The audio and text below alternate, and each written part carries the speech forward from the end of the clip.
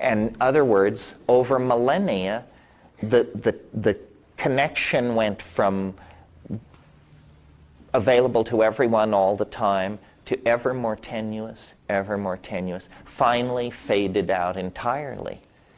It's even more complicated than that, because surely people would have, as they saw this happening, make attempts to preserve the mushroom. And in a world without refrigeration, the only effective way to do this is preservation in honey. You can dry mushrooms, but in a world without hermetically sealed peanut butter jars, drying is a very short-term strategy for preservation. The only thing which will really work is preservation in honey. The problem there is that honey itself, especially Aboriginal honeys, which have a lot more water in them than what you get in those little plastic bears at the A&P. Aboriginal honeys are very runny, and so what do? They themselves have the capacity for turning into a psychoactive substance, alcohol. But alcohol promotes a completely different set of cultural values and attitudes than psilocybin. Psilocybin is a boundary-dissolving hallucinogen. Mead alcohol gives an enhanced sense of verbal acuity in the presence of lowered sensitivity to social cues. In other words, one can make an ass of oneself. But now I want to backtrack for a minute. I will return to this thing about the loss of the mushroom, but there's something that I want to go over with you that's really important in all this to me. And that is, this isn't simply the story of how an intoxicant promoted consciousness, and then we fell into history by losing that intoxicant and went on to other intoxicants with consequences to be evaluated. It's that, but it's more, because psilocybin had a very, very peculiar effect over and above what I've mentioned so far. And it is this over and above effect that makes my theory so controversial and so and academics, I think, so phobic of it, because it rips open a whole can of worms. And this is the problem. All primates, clear back to squirrel monkeys and old world monkeys, all primates form dominance hierarchies. This means that the sharp-fanged, hard-bodied young males control everybody else. The women, the elderly, the sick, the children, homosexuals, everybody finds their place somewhere in this dominance hierarchy run by these dominant alpha males. We are no different. We also, as we sit here this evening, operate under this kind of a social organization. I mean, we complain about it, we analyze it, we are aware of it, but we live under it. It's how it is. So here is my suggestion, that what psilocybin did was it changed behavior. It interfered with primate behavior. Specifically, it interfered with this tendency to form monogamous pairs and dominance hierarchies. And so the ordinary tendency of the primates to organize themselves that way was interrupted, medicated out of existence, if you like, vaccinated against, if you like, by the presence of psilocybin in the diet. And this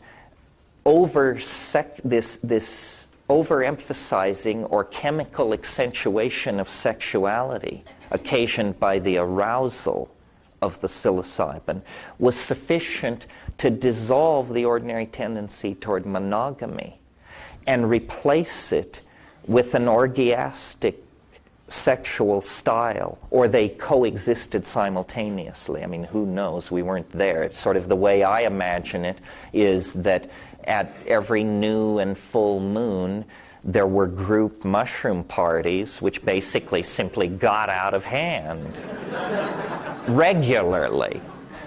And so the monogamous pair bond would be under pressure, if not completely eliminated. Many cultures have this, even to this day. I mean, in a sense, Mardi Gras is a festival where the rules are dissolved, and nobody is supposed to go to their spouse the Monday after and say, you know, was that you I saw dressed as Marie Antoinette? And because, you know, the rules are, there is permission to break the rules, and many societies do this.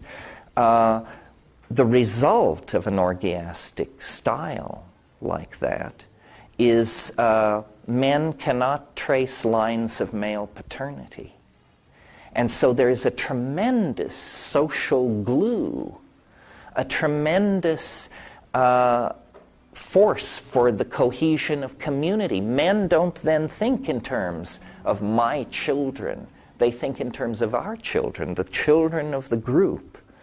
And under the aegis of this group, this polymorphic sexual style, group, child care, and extended family rearing, we produced everything that we think of as human, that we value.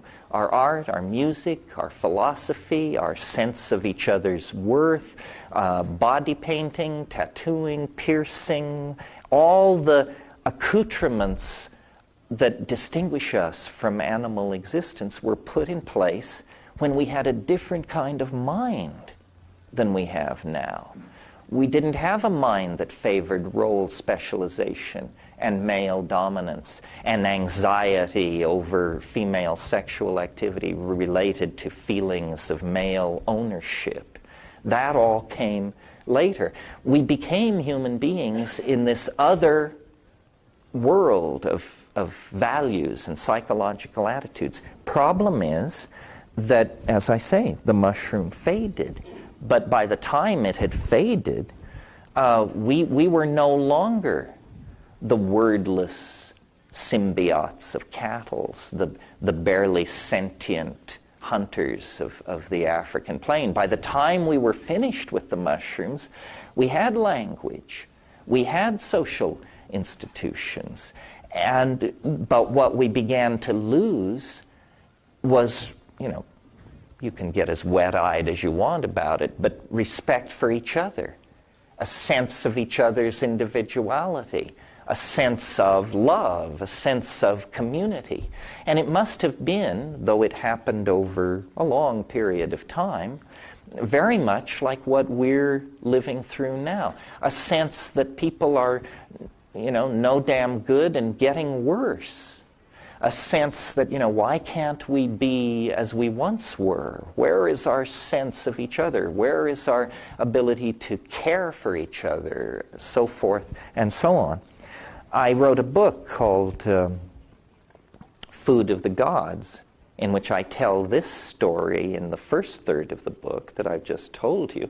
And then I show that what history is essentially is a careening, out-of-control effort to find our way back to this state of primordial balance.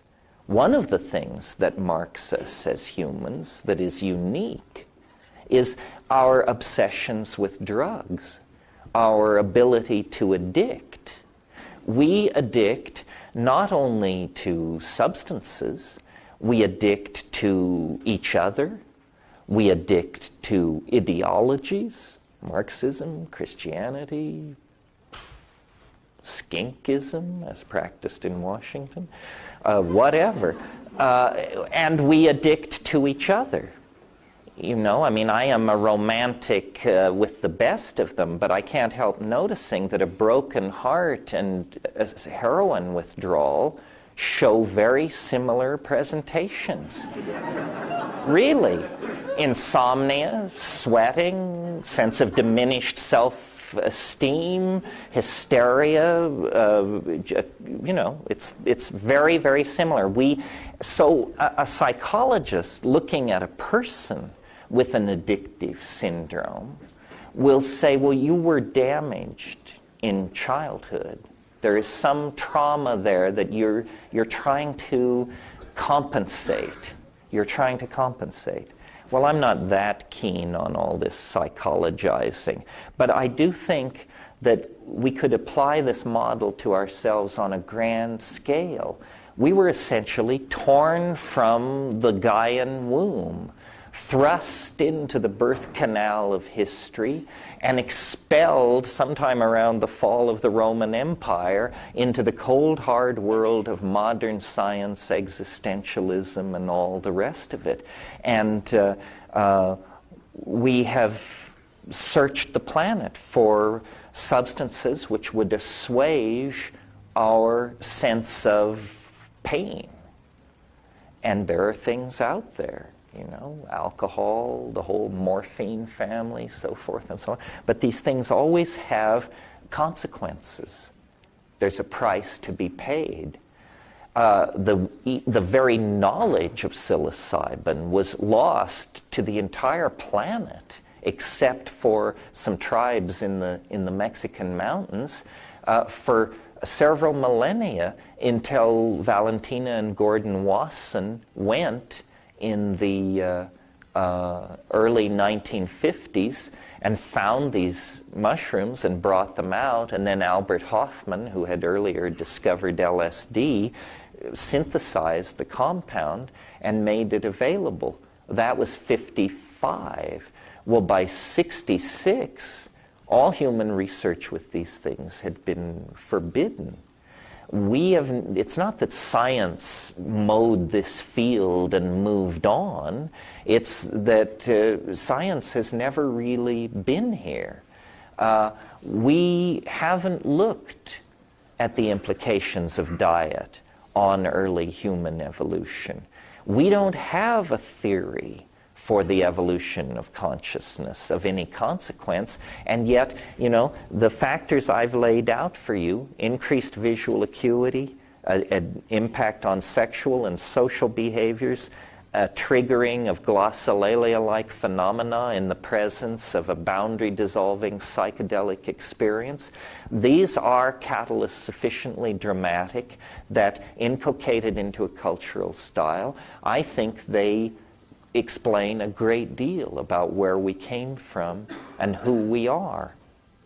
Now, the irony of all of this is that we live in a society that has made practically any discussion of this illegal. Certainly, if I were to end this lecture by handing out doses of psilocybin, I would be gently taken by the elbow and led away forever. The Western mind is particularly phobic of this subject. I mean, we have bent our laws so that people can jump out of airplanes in the pursuit of thrills, so that they can bungee cord off major highway bridges and freeway overpasses. So concerned are we to fulfill society's need for thrills. But this is something else. It provokes all kinds of alarmed reactions, and perhaps you believe unfairly. I think that when you examine the situation, it's possible to understand very clearly why this is such a social issue. Because what these things do, if you look, and now I'm slightly broadening my wrap to include other psychedelics besides psilocybin, but psilocybin is certainly true in all cases. What these things do, if you had to generalize 100,000 psychedelic experiences, the ones where people thought they were God, the ones where people had to be taken to the ER room and have their stomach pumps, all of them, if you generalized, what these substances do is they dissolve boundaries. Dissolve boundaries. If you love it, you'll love it. If you hate it, you'll hate it. But that's what they do. They dissolve boundaries. Now, the reason this provokes a lot of social anxiety is because all societies are about the maintenance of boundaries. It doesn't matter whether you're, a stockbroker in New York, a Zen monk in Kyoto, a Hasid in Jerusalem. Your society is held together by boundaries and definitions. And anything which dissolves those boundaries and introduces relativity into cultural modeling is felt to be threatening, because we like to believe that our reality is somehow sanctioned, that this is how it should be. But in fact, that's just a cultural judgment. All cultures think that their culture represents a sanctioned reality. It doesn't. It just represents the current download of their linguistic enterprise. At the core of the Western anxiety about boundaries is something that we are very proud of, that we believe we invented. We call it the ego. Sometimes we call it the democratic individual.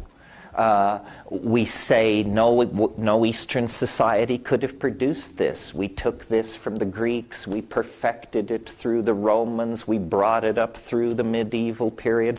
John Locke and Thomas Hobbes and all those folks fixed it up for us in the 18th century. Thomas Jefferson ironed out the wrinkles. And modern America is the shining example of what you can do if you empower the ego, the citizen, the individual. We want nothing of tribalism, still less of collectivism, and God forbid, nothing whatsoever to do with communism. See, all these things set us going. But in fact, the ego is appropriate only to a certain point. I mean, yes, we need egos, so that when you take someone to dinner at a reasonable restaurant, you place food in your mouth, not their mouth. This is what the ego is for. It tells you who pays.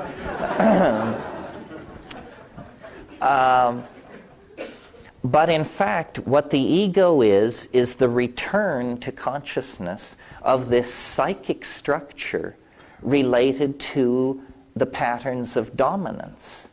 And the way I think of the ego is it's like a cyst or a calcareous growth or a tumor that gets going in the personality. And if not treated, it becomes chronic. And then there is no cure. There can only be, a certain amount of maintenance and medication of it. But it's incurable, except unless we resort to not only non-prescription drugs, but drugs currently illegal. In other words, the psychedelics, through this boundary-dissolving function, dissolve that boundary as well. And so they promote a larger sense of the world than the values of capitalism, competitiveness, object fetishism, property acquisition, and the bottom line, empower. So the issue, as was always sensed since the 60s forward, I think, is not simply an issue of religious freedom or an issue of an eccentric minority social practice being tolerated by the majority, the way they tolerate handing out pamphlets in airports or something like that. The issue is, in fact, what kind of people shall we be? And then what kind of society shall we put in place? And that's why my theory of evolution is not simply a dry footnote on an issue that involves anthropologists, primatologists, and biologists, but it turns into a political issue because our unhappy, addicted, ego-driven condition has become not simply the source of our own unhappiness. That was bad enough.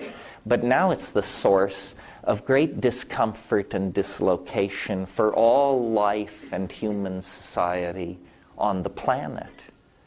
We are out of control.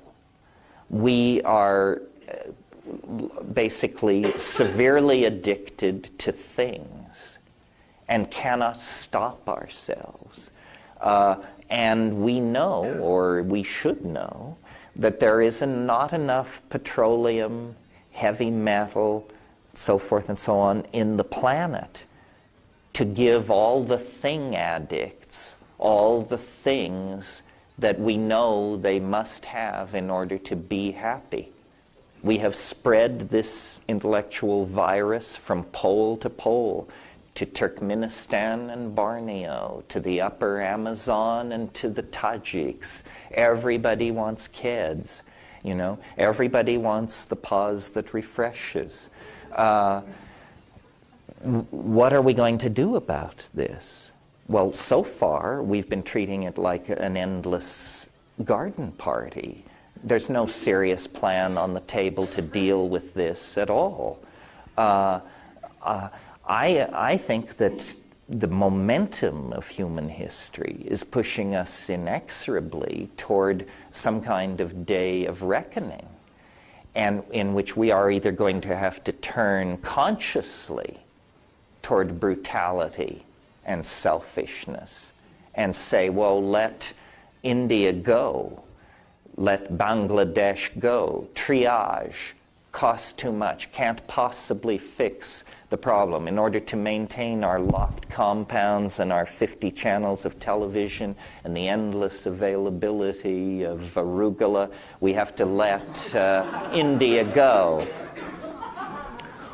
We're going to have to turn that way. In other words, each consciously participate in a choice to brutalize the human enterprise, or we're going to have to seriously talk about very major restructurings of our society. And I don't really know how we do that. I was living in Northern California a couple of years ago when they wanted to close an air base near here, and the newspapers were filled with for weeks with analysis of whether Western civilization could absorb this hammer blow at the very heart of its institutions of closing one friggin' air base, for crying out loud. That's not my idea of major change, you know? We may have to give up some of our pretty things. We may have to discipline some of the irresponsible social philosophies that run amok among us. And no, I don't mean the advocacy of psychedelic plants. I mean the Roman Catholic Church's position on population control in the Third World. I mean, the Germans take quite a knock for the Holocaust, but the Catholic Church manages to push more people into death, disease, and degradation every year than the Holocaust managed in its entire show, and it's thought rather crass to even mention the fact. It seems to me, as long as these Catholic bishops can show their face in public, that we are in complicity with mass murder. It's not pleasant news, but what are you going to do about it?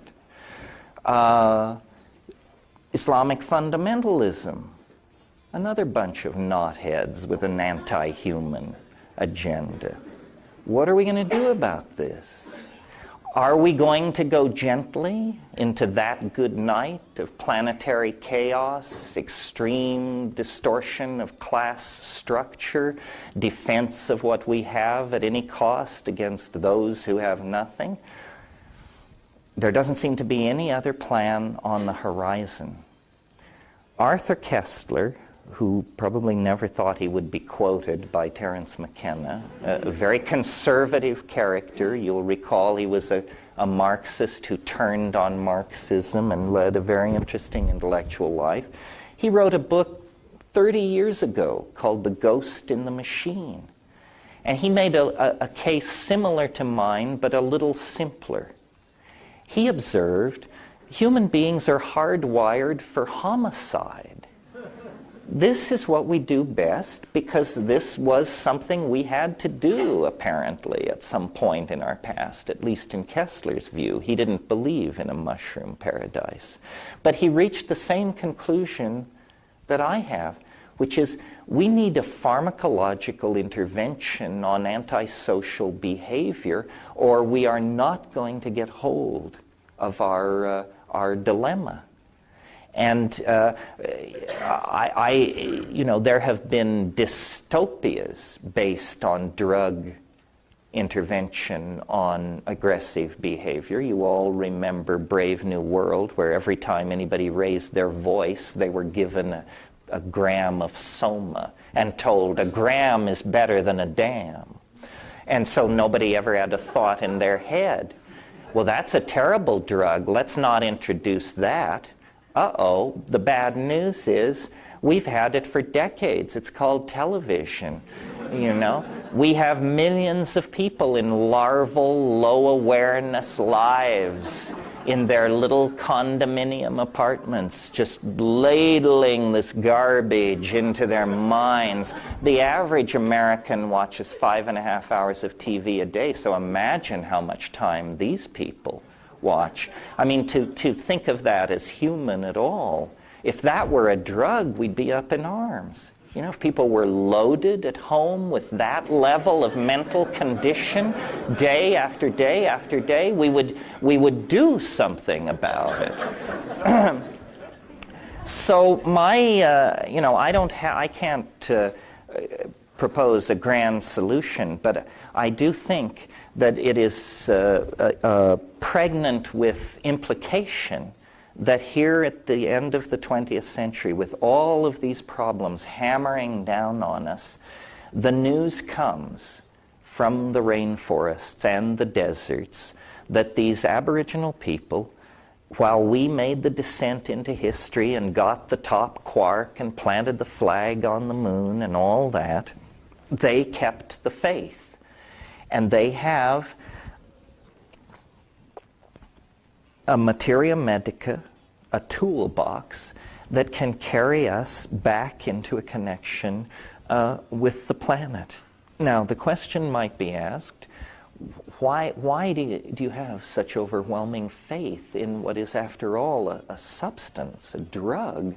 I mean, don't psychedelics just cause you to see pretty pictures and patterns and tally up your gains and losses and then you come down and that's it? And the answer is no.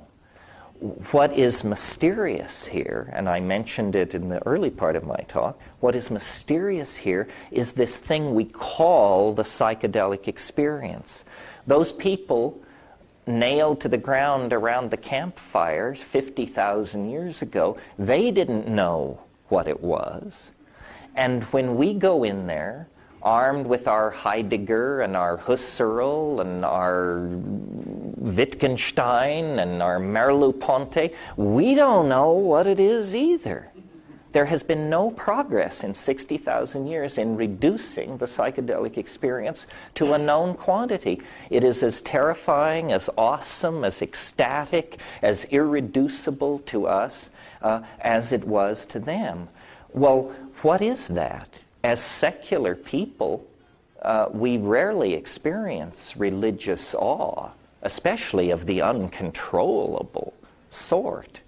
I believe that what makes the psychedelic experience so central is that it is a connection into a larger modality of organization on the planet, which is a fancy way of saying it connects you up to the mind of nature herself.